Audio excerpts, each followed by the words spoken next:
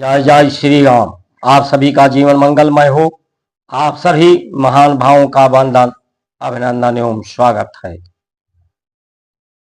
अलख निरंजन, अलख जगाने का समय है, क्योंकि ग्रह नक्षत्रों की गति गतिमान अतिचारी अति शीघ्रता से इनमें परिवर्तन हो रहा है, गति हो रही है। इसीलिए मनुष्य के जीवन में भी अति बढ़ती जा रही है, अत्याचार बढ़ता जा रहा है। अगर अपने से प्रेम है, आपको अपने से प्रेम हो जाए, अपनों से प्रेम हो जाए, जन जागृति आप में हो जाए, इसके लिए आप इस वीडियो को जरूर देखें और जिससे भी प्रेम करते हैं उसे शेयर करें। ये समय का चक्र, समय के चक्कर में सब पड़े हैं कि धरती, ये जगत गोल गोल है और गोल गोल इस चक्कर में पड़े हुए हैं परमात्मा के खेल में, और इस खेल में जीवन उलझता जा रहा है।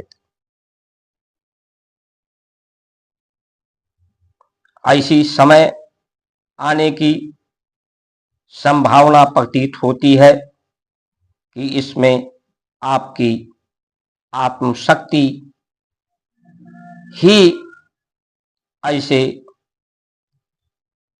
समय में, विपत्ति के समय में, आपत्ति के समय में आपका साथी, आपकी आत्मशक्ति, आत्मबल, मनोबल, बुद्धि बल, शारीरिक बल, इन चार बलों की प्रबलता हो, ताकि आप सभी समस्याओं का से उबर पावें, इस चक्कर से, संसार के चक्कर से, चक्कर में न पड़े, चक्कर से पार हो जाएं, तटस्थ हो करके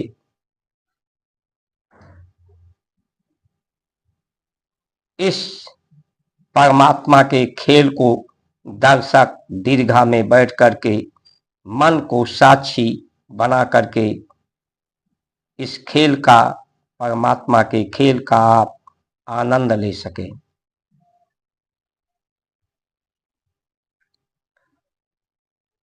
आगत कीजिए श्री राम मायण जी की।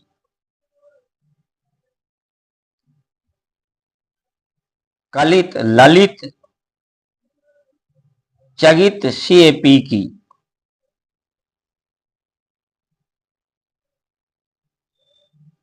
कलिमल हरण विषय रस फीकी, सुभग श्रृंगार मुक्त युवती की।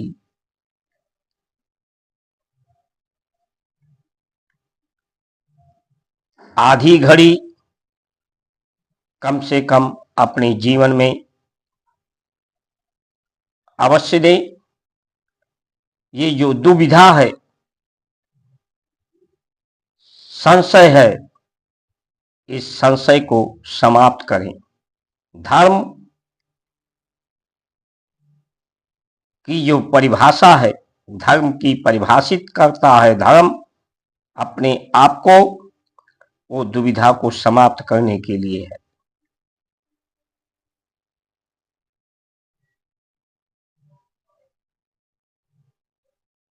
मुगल काल में, अंग्रेज काल में धर्म को भ्रष्ट किया गया, धर्म को पंचर कर दिया गया, जिससे संसार के पद भ्रष्ट हो गए। धर्म भ्रष्ट होने से पद भ्रष्ट हो जाते हैं। व्यग्रता, उग्रता, उदंडता, मनुष्य के जीवन में अपना प्रभाव जमा लेते हैं और ये प्रभाव आज के समय में लोग अपने प्रभाव को बढ़ाने के लिए, प्रभाव बढ़ता है तो उसका परिणाम दुष्प्रभाव के रूप में होता है, दुष्प्रचार के रूप में होता है।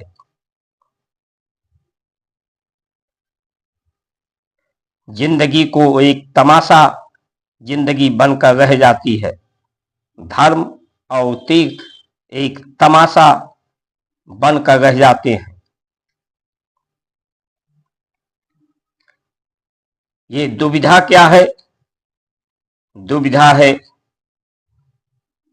परमात्मा ने दो आंख दिए हैं। ये दो विधा है। इन आंखों को एक बिंदु पर, प्रकाश बिंदु पर आसन में बैठें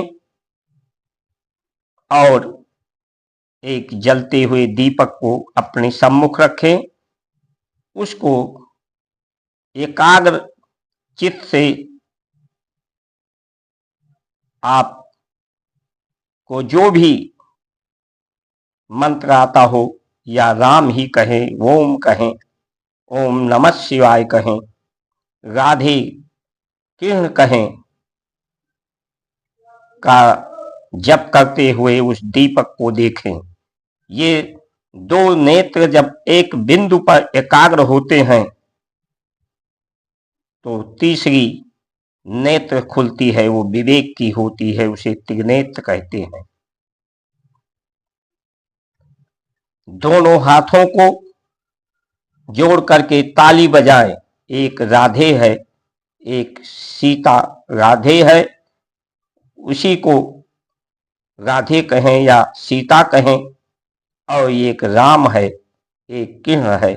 दोनों को मिलाकर ताली बजाएं जोर जोर से, तो ये राधे श्याम हो जाए, सीता राम हो जाए, शंकर पार्वती हो जाए। एक शक्ति प्रवाहित हो आपके शरीर में, जिससे आपकी जेठाग्नि प्रज्वलित हो, और जेठाग्नि के बढ़ने से आपके बुद्धि का बल बढ़ेगा।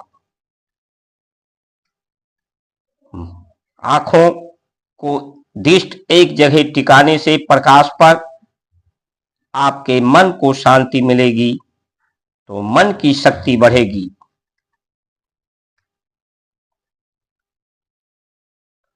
दो स्वर जो है, ये नकुना के नाक के जो जो दो छिद्र हैं, एक समय में एक ही श्वास चलती है। एक गंगा है, एक तरफ एक नास के छिद्र में गंगा है, एक में जमुना है। सरस्वती विलुप्त है, इसलिए अनुलोम विलोम करें। बाएं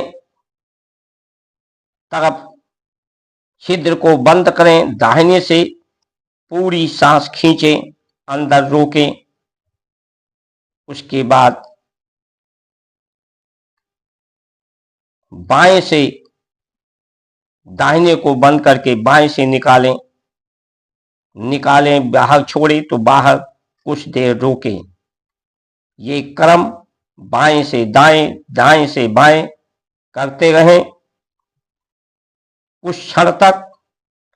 और इसमें ध्यान रखें, बाहर छोड़ें तो बाहर कुछ देर रोकें, अंदर खींचें तो अंदर कुछ देर रोकें, जिससे सरस्वती, सुषमना, गंगा, जमुना, सरस्वती त्रिवेणी में आप स्नान करें। दोनों कानों को बंद करके, अंगूठे से आंख को बंद करके, मुंह को बंद करके उंगलियों से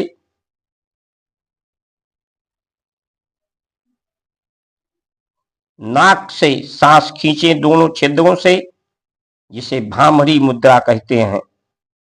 तो दोनों कानों के स्वर एक हो जाए, दोनों का उपयोग हो।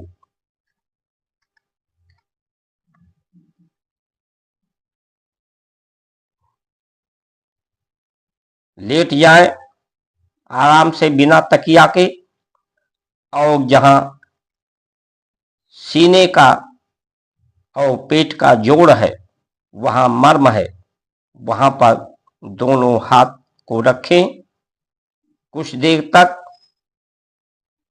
तो जिससे आपका चित्त, दिल जहां है, दिल के पीछे मनोमय कोश है, चित्त और मन एक हो जाए। दोनों विधाओं का आप प्रयोग कर सकें।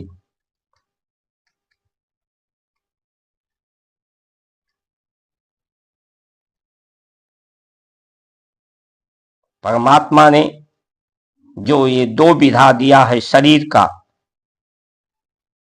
और अपनी इच्छा, एक इच्छा है, एक अनिच्छा है, एक इच्छा की प्रबलता है। सब कुछ श्रेय, आश्रय, आश्रय हमारा सबका एक है, तो आशय भी हमारा एक होना चाहिए। तो इससे जब आसन में बैठ करके प्राणायाम करते हैं, तो शरीर के अंदर 7 चक्र, 14 भुवन हैं, उनका भेदन होता है। तो ये भेद समाप्त होते हैं, भाव समाप्त होते हैं, विचार समाप्त होते हैं, सद्विचार आते हैं, सद्भावना आती है, सद्बुद्धि आती है। जो आपके जीवन को समृद्धशाली बना देती है। सम की बुद्धि हो जाती है, अपने ही समान, परमात्मा के समान सबको समझने की, स्वीकार करने की बुद्धि आ जाती है। समृद्धि आती है तो सभी अभाव समाप्त हो जाते हैं, जीवन पूर्ण हो जाता है। आज के समय में लोग संसार के अर्थ को ही ज्यादा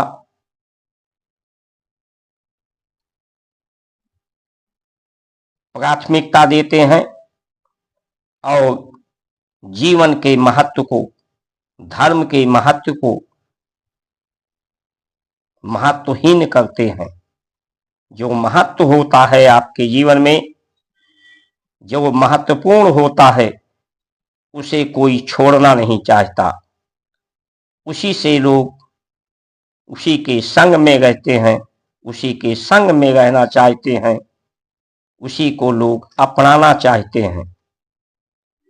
और प्रभावशाली व्यक्ति के प्रभाव में कोई रहना नहीं चाहता। मजबूरी में कोई अपने स्वार्थ को लेकर के प्रभावशाली व्यक्ति के साथ में रहता है, उसका साथ देता है। प्रभाव सदैव प्रभावशाली नहीं होता, प्रभाव घटता भी है, बढ़ता भी है। प्रभाव प्रभावहीन होता है तो आपका कोई साथी, संघाती नहीं बनता।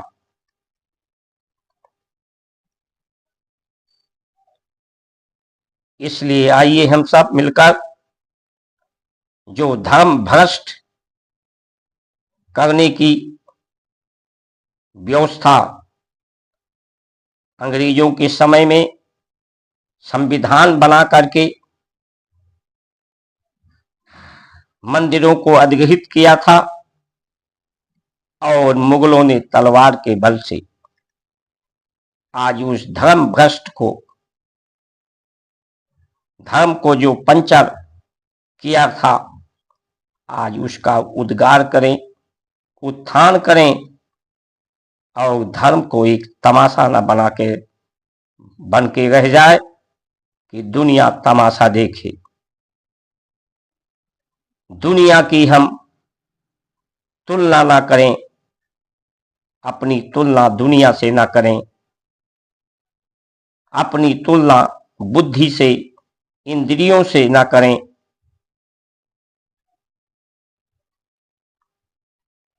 हम समतुल्य बने, परमात्म तुल्य सब बने, अपनी तुलना सम से करें, सम वृद्धि हो। ये जीवन का एक प्रश्न है, इसका हल निकल आए।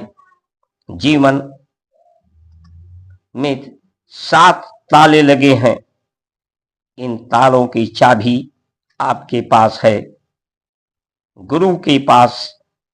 गुरु उसे खोलना बताता है। अपने जीवन में जो हर्ष है, उल्लास है, उत्साह है, उमंग है, 4 पुरुषार्थ है, 4 वर्ण है, 4 आश्रम है,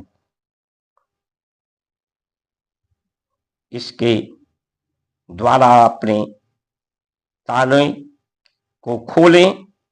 आपके अंदर अपार संभावनाएं हैं, अपार शक्ति है, अपार प्रसन्नता है, अपार संतुष्टि है। आप संतुष्ट हो जाएंगे तो पुष्ट हो जाएंगे, आपका सभी विवाद और वाद समाप्त होगा। आपको न्यायालय के चक्कर न काटने पड़ेंगे, आपको अस्पतालों के चक्कर नहीं काटने पड़ेंगे। आप निरोग बनेंगे, विवादहीन बनेंगे। इन्हीं वचनों के साथ आप सभी का सुमंगल कामना करते हुए जय श्री राम।